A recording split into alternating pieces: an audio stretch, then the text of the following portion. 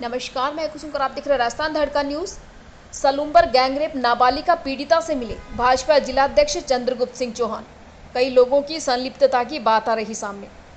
सलूम्बर में एक नाबालिग लड़की के साथ हुए जघन्य गैंगरेप पीड़िता से आज भाजपा देहात जिलाध्यक्ष चंद्रगुप्त सिंह चौहान के साथ चंद्रशेखर जोशी, दीपक शर्मा, शांतिलाल जैन, मंडल अध्यक्ष नंदलाल सुथार, वेणीराम सुथार, भाजयुमो अध्यक्ष कीर्तिमान सेठ सहित अन्य कई सदस्य बालिका से और उनके परिजनों से मिले और पूरे घटनाक्रम की जानकारी ली।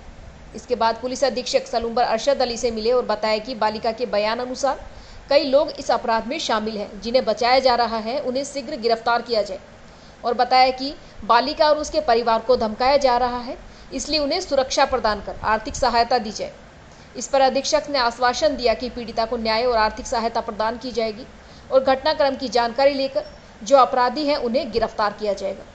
जिलाध्यक्ष चंद्रगुप्त सिंह चौहान ने कहा कि जो 4 गिरफ्तार किए हैं ये मोहरे हैं, असली अपराधी अभी बाहर हैं, जिन्हें अगर गिरफ्तार नहीं किया गया तो मजबूरन आंदोलन करना पड़ेगा। वहीं गिरफ्तार लोगों के परिजनों से जो बात सामने आई है वह ये कह रहे हैं कि इन्हें फंसाया गया है, असली अपराधी बाहर है। Bureau report Yogesh Joshi.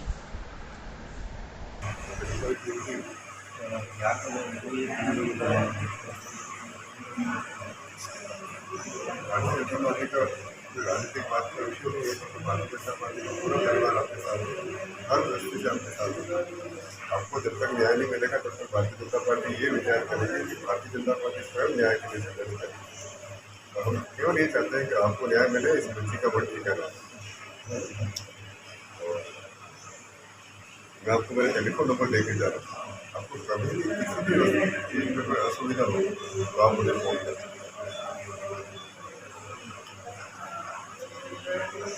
Phone पे बात ऐसी जो आप बताना चाहो फोन पे बता सकते हैं। अभी आप ये बताना चाहो सामने मुझे अलग से आपकी कही गई बात पहले तक ही रहेगी और आपको न्याय मिलेगा और दिशा में लोग न्याय आपको बहुत जल्दी। और भारतीय जनता पार्टी के क्या आदेश है यहाँ पर हम लोग भी यही करने वाले हैं, कार्यकर्ता यही करेंगे। आपका गाँव है तो 10 किलोमीटर खेती बाड़ी व्यापार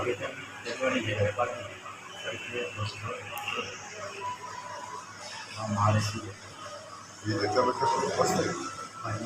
आप बताओ डॉक्टर क्या कहते हैं? हाँ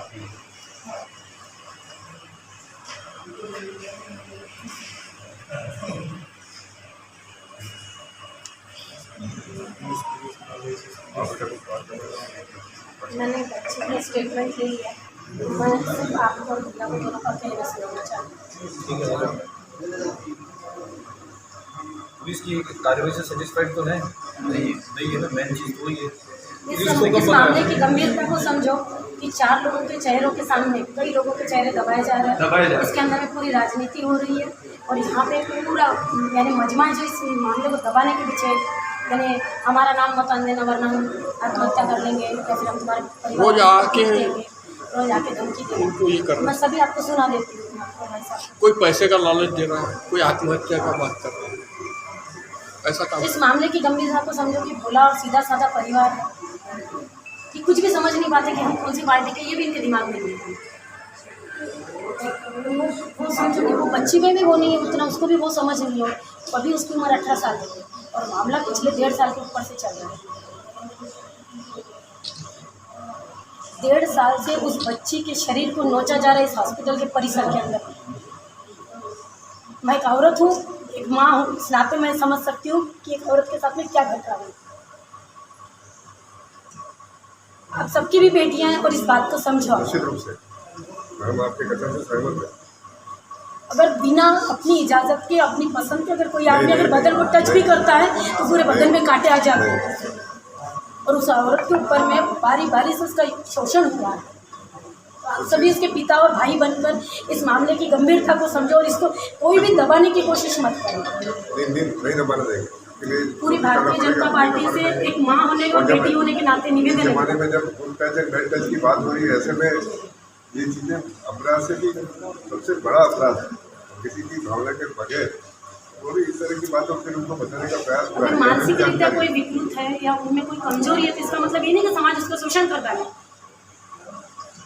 मुंडन गिरफ्तार हुआ तो मुंडन या किसी का मैं आपको सभी सुनाती हूँ, आप पास आप दोनों को और अभी सुना। हमारे यहाँ से जाने के बाद आप बच्ची से बात करें। मैंने बात कर ली। अभी और करना, अभी और करना, बाद में बात करके आप ब्रीफ करो, उसके आधार पर हम आगे रचना। मैं आपको सुनाती हूँ जो भी मैंने इससे बातचीत की और जिन जिन के नाम है। उदयपुर से आए इसीलिए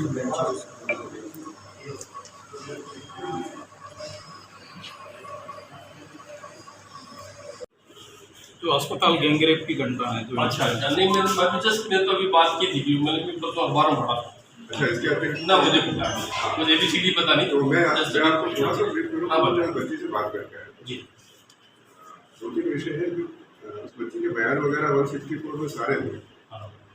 164 के बयान के समय उस बच्ची पर थोड़ा सा प्रेशर था, तो उसने वो सारे बच्चे जो कल्पिट्स है, कल्पिट तो मानते हैं ये हुआ है, तो उसने सारे उनको जांच नहीं कर पाए।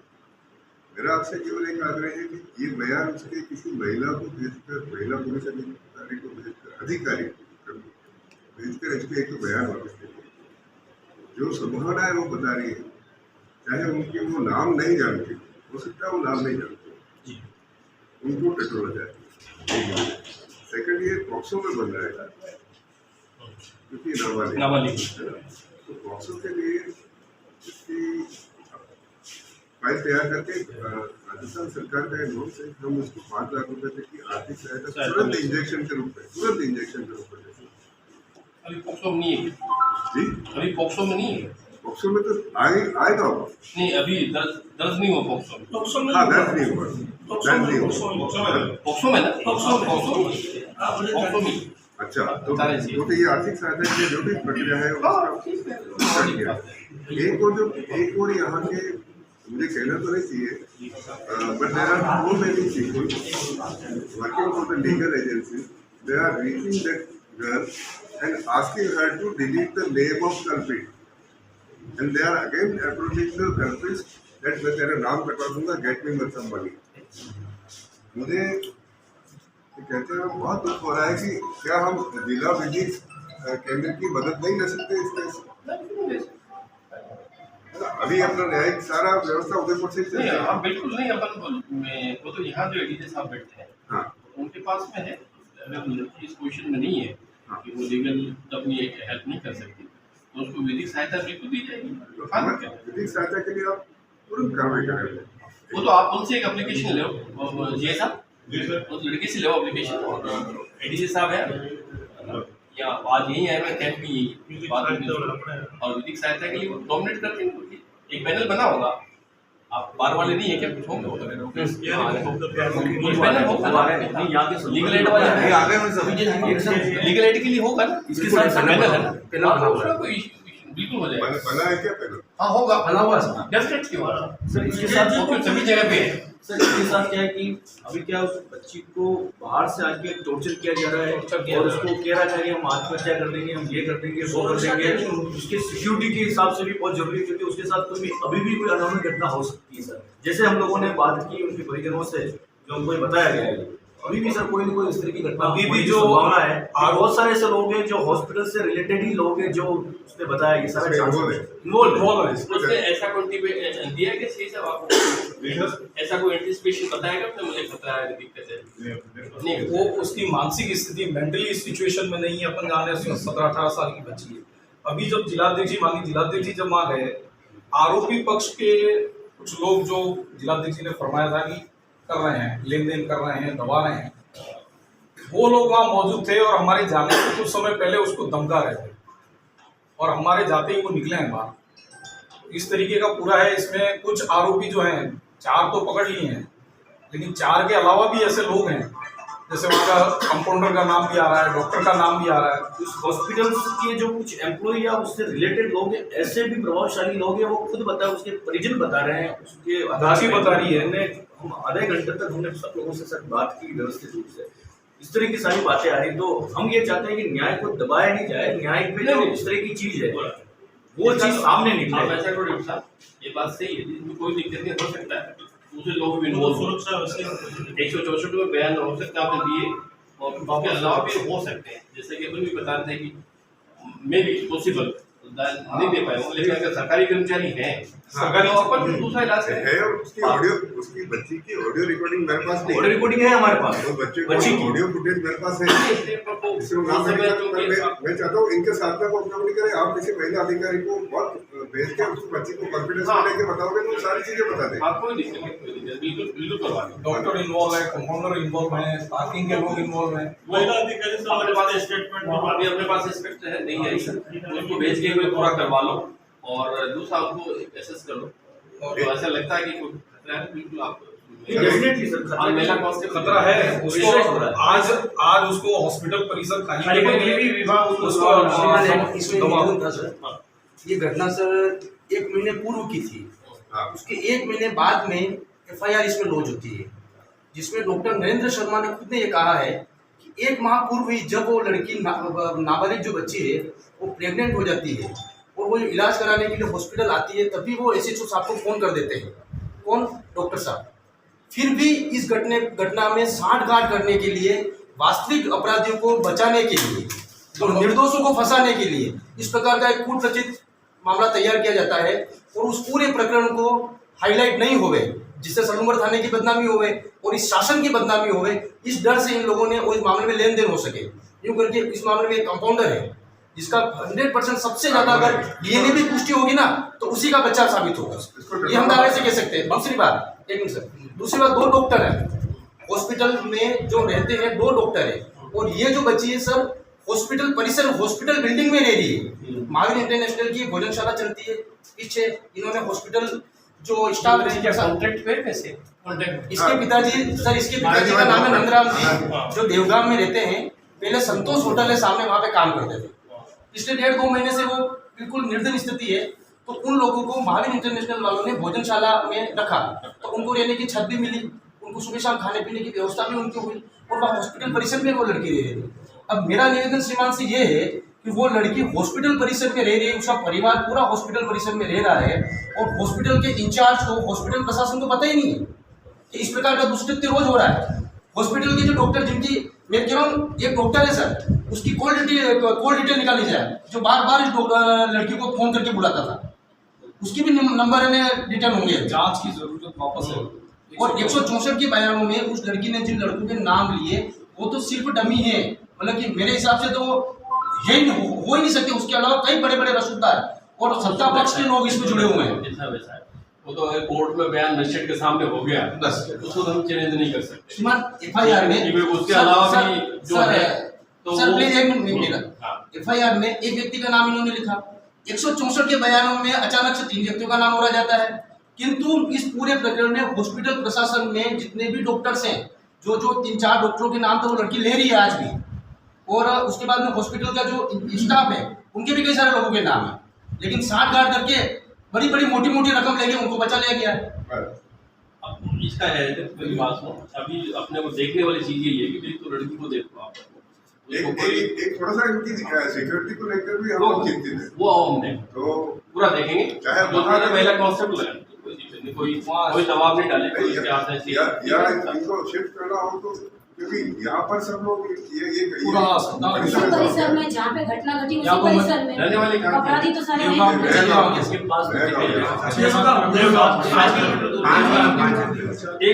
बात पूरी बात करके प्रोसेस करूंगी, आपसे बात करूंगी, वो वहाँ जाना चाहिए ज़्यादा ठीक क्या, तो सही बात है।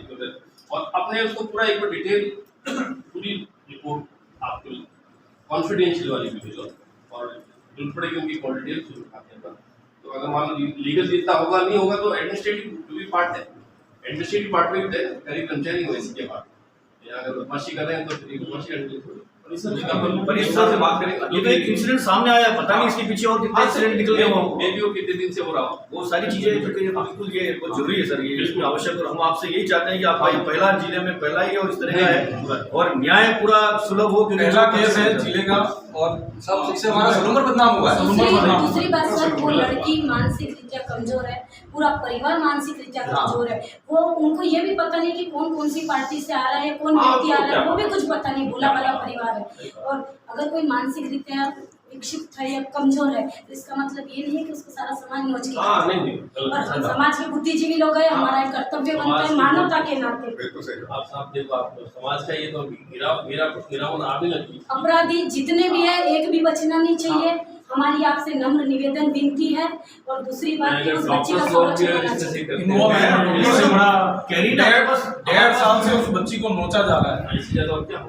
उस बच्ची के बयान भी ये हमारे मोबाइल के अंदर सेव है, वो चीजें बयान सारी सेव है हमारे पास में। उसने जो बोला है सारी चीजें कि मेरे ऊपर प्रेशराइज, हम गए तब भी वो आदमी आके और धमका रहा है, कुछ नहीं होने वाला है। कल तक धमकाया उसको, आज सुबह धमकाया। आपके पास जो एविडेंस ऐसा एक महिला कांस्टेबल वहाँ नियुक्त किए जा रहे हैं सबसे पहले। ये आपको लगता है कि शिफ्टिंग करना है, इसका उपाय तो आप शिफ्ट कर दीजिए। हाँ ठीक है, राइट बात। क्योंकि ना हम लोग भी एक पॉलिटिकल पार्टी के कार्यकर्ता है, उसको इस इशू को पॉलिटिकल नहीं बनाना। हाँ, नहीं political, बच्ची को न्याय नहीं मिलेगा तो हमें निश्चित रूप से आंदोलन करना पड़ेगा। हमारे पास उनके वे ऑफ रहेगा नहीं। हाँ नहीं, पॉलिटिकल पार्टी आपको राइट है और बात सामने आनी चाहिए। सबसे पहले अपन ह्यूमन बींग्स है, इंसान पहले, वो अपने को बच्ची अपनी बच्ची, हमारा भी कुछ सहयोग चाहिए, आप करो बिल्कुल सहयोग चाहिए। बिल्कुल definitely, I will do my best. Thank you. आगे सलूमर का नाम आते ही हाड़ी रानी का नाम स्मरण में आता है। और जिस प्रकार का हमारा इतिहास रहा उसके ठीक विपरीत एक बच्ची के साथ जिस प्रकार का कुकृत्य कांग्रेस के इस शासनकाल में सलूमर में हुआ है, भारतीय जनता पार्टी का संपूर्ण परिवार आप यहाँ पर देख रहे हैं, हर कार्यकर्ता दुखी है, हर कार्यकर्ता व्यथित है। आज भारतीय जनता पार्टी के निर्देश पर हम सब कार्यकर्ता यहाँ पर आए, परंतु 2-3 बातें बहुत महत्वपूर्ण है जिसको छुपाने का प्रयास किया जा रहा है। 1 महीने पहले जब वो बच्ची यहाँ पर आ गई और आकर, क्योंकि वो नाबालिग थी और जिसका कोई पति नहीं था, इसके उपरांत भी संज्ञान लेकर यदि FIR लॉन्च की जाती, परंतु FIR तो लॉन्च नहीं की गई, परंतु उसके विपरीत ऐसे जो लोग जो कुकृत्य करने वाले थे, इस पर वो बच्ची और उसके परिवार के लोग शक जाहिर कर रहे हैं, उनके ऊपर कोई कार्रवाई नहीं की गई।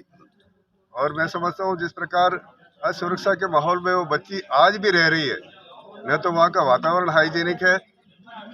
कल यहाँ पर जिले का उद्घाटन हुआ, परंतु इस अवसर पर मैं समझता हूँ उस बच्ची के न्याय के लिए कोई ठोस उपाय कल के इस कार्यक्रम के उपरांत यहाँ जो जनप्रतिनिधि आए थे, जो भी कांग्रेस के बड़े नेता आए थे, उन्होंने कोई संज्ञान नहीं लिया। भारतीय जनता पार्टी का संपूर्ण परिवार उस बच्ची को न्याय मिले, जितने दोषियों के नाम आ रहे हैं उन सब पर कार्रवाई हो। 164 में जो बयान उस बच्ची ने थोड़े से दबाव में दिए, उसको परिवर्तन करके जो भी लोग इसमें इन्वॉल्व हो उनको सबको गिरफ्तार करके और उनकी जांच की जानी चाहिए। ये क्योंकि नाबालिग बच्ची का मामला है तो पॉक्सो एक्ट यहाँ पर लगता है, और पॉक्सो एक्ट के तहत इस बच्ची को तुरंत आर्थिक सहायता राजस्थान की सरकार उपलब्ध कराए। ये 2-3 बिंदु हमने आज जिला प्रशासन से भी मांग की है, SP साहब से भी हम मिले हैं, अस्पताल भी हम लोग जाकर आए हैं। और वास्तव में ये जो कृत्य हुआ, इससे सलूमर ही नहीं सारे मेवाड़ का नाम एक तरह से धूमिल हुआ है। मैं समझता हूँ जब तक इस बच्ची को न्याय नहीं मिलेगा, भारतीय जनता पार्टी इस संघर्ष से पीछे नहीं हटेगी। और यदि शीघ्र न्याय नहीं मिलता है तो भारतीय जनता पार्टी समूचे मेवाड़ में सलूमर के इस विषय को लेकर एक भव्य और एक बड़ा और एक रोषपूर्ण आंदोलन करेगी। इसके अलावा कोई विकल्प भारतीय जनता पार्टी के पास शेष रहा नहीं है। ये कोई पॉलिटिकल मुद्दा नहीं है, परंतु उस बच्ची के परिवार को आज भी खुलेआम कांग्रेस के नेता वहां पर अस्पताल के परिसर में जाकर धमका रहे। और मैं समझता हूँ आज हमने SP साहब से आग्रह किया तो उन्होंने तुरंत प्रभाव से उसको सिक्योरिटी उपलब्ध कराई है, परंतु फिर भी कहीं न कहीं उस बच्ची को शीघ्र न्याय नहीं मिलता है तो भारतीय जनता पार्टी का समूचा परिवार सड़कों पर उतरकर उस बच्ची को न्याय दिलाने में आंदोलन करेगा। यही मैं आपके चैनल के माध्यम से सभी को अवगत कराना चाहता हूँ। बहुत बहुत आभार। महिलाओं के प्रति अत्याचार नहीं सहेगा राजस्थान, बालिकाओं के प्रति अत्याचार नहीं सहेगा राजस्थान, महिलाओं के प्रति अत्याचार नहीं सहेगा राजस्थान। एक इनके सगाई की थी, एक लड़का है वागड़ साइड का, 2 महीने शादी थी। हाँ। तो इसके पापा ने बोला यार मेरे लड़की के साथ में इतना गलत काम कर लिया, नहीं तो फैसला करो आप या फिर मैं FIR कटा रहा हूँ। ये बात उसके पापा की मैंने सुनी थी, लेकिन उस लड़के को बीच में ही नहीं लाया। अस्पताल प्रशासन का भी नाम आ रहा है उसमें। हाँ उसमें हो सकते है सर, मैं 7 साल से वही हूँ हॉस्पिटल में सर। अच्छा। मैं आते जाते लोगों को सबको देखता था मैं, लेकिन मैं उन पर ध्यान नहीं देता था। कोई आ रहा उसके इसका भाई खुद उस लड़की का 4-4 5-5 लड़के लेके आता, और मेरा बेडशीट धोने का वो ठेका है सर, वो लॉन्ड्री के वहाँ से ही वो गली से बाहर निकलते थे। आपके समाज से किस किस को अभी एक तो सर नाबालिग लड़का, और हमारा ठेका सर 1 तारीख से चालू हुआ। 1 तारीख से चालू हुआ, 1 महीना भी उस लड़के ने पेमेंट भी नहीं देखी। उसको चित्तौड़ से मैंने बुलाया काम करने के लिए, उसको अंदर रखा है, मतलब उसको कहीं गलत लोगों को फंसाया जा रहा है। हाँ सर गलत है। पुलिस क्या पुलिस वालों ने क्या किया, पुलिस वालों ने बोला कि कीर्तन इनका अगर DNA टेस्ट करवाएंगे तो ये लड़के 4 महीने तक अंदर रह जाएंगे, मतलब नहीं तो इनको हाँ बुला दे, तो मैं सीए साहब को बोल को इनको बाहर निकला दूंगा, ये मेरा काम है। इतना पुलिस वाला करके ठंडा करना चाहती है और एक औपचारिकता करना चाहती है पुलिस। ये पकड़ रही है, नहीं इस मैटर को उठाएंगे कल डीएजी साहब से कंपाउंडर को बताने कल डीएजी साहब से मिलेंगे। अभी एक मैंने ये देखा हुआ निर्मल डॉक्टर करके है, उनका यूँ नाम ले रहे हैं सब के निर्मल डॉक्टर है। एक सुरजीत जी कंप्यूटर के लिए वो लड़की भी बोल रही है उनके घर पे सफाई करने बर्तन धोने जाती थी सर। निर्मल जी डॉक्टर ने 5 लाख रुपए दे दिए। हाँ उनके घर पे सफाई करने जाती थी। 5 लाख दिए। वो मुझे मेडिकल वाले रवि भाई ने बुलाया, वो कह रहे हैं यार कीर्तन तुम्हारे लड़के को इन्होंने यूँ फंसाया क्योंकि जो बड़ी बड़ी पार्टी थी वो पैसा देके हट गई है वकील साहब को, और इनको इनसे भी मांगा सर 2.5 लाख रुपए मांगा। दिनेश जी अगर है ना सुनो आप हॉस्पिटल में रहते हो ना, दिनेश जी ने 10 लाख ये मेरा नंबर दे के जा रहा हूँ आपको। दिनेश जी ने 10 लाख के लिए कहा था। आपको लगे आप कुछ भी बात करना चाहो, कुछ जानकारी आपके पास हो तो आप मुझे जरूर बताना।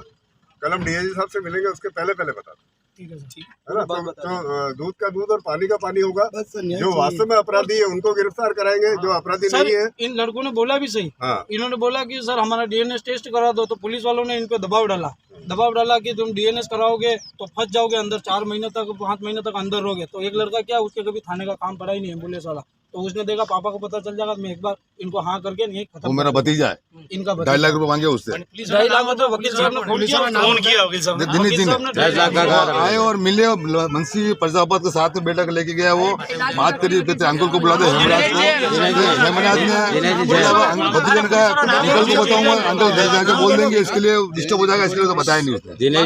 आप जाओ तो नाम मुझे फोन पे बता देना, आप नाम मुझे फोन पे बता देना, बताओ ताकि लोगों को पता पड़ेगा। दिनेश जी ने 10 लाख ऑफर दिया, एडवोकेट सलूम्बर उतरदा वाले। और पुलिस वाले कौन थे? फर्स्ट 10 लाख को कहा था उन्होंने। जी और पुष्कर पटेल है। हाँ इन्होंने दबाव में लिया उन लड़कों को, क्या मेरे को खुला बोला मैं उनका काम करता हूँ, सब PM पोस्टमार्टम वगैरह सब वही करता हूँ।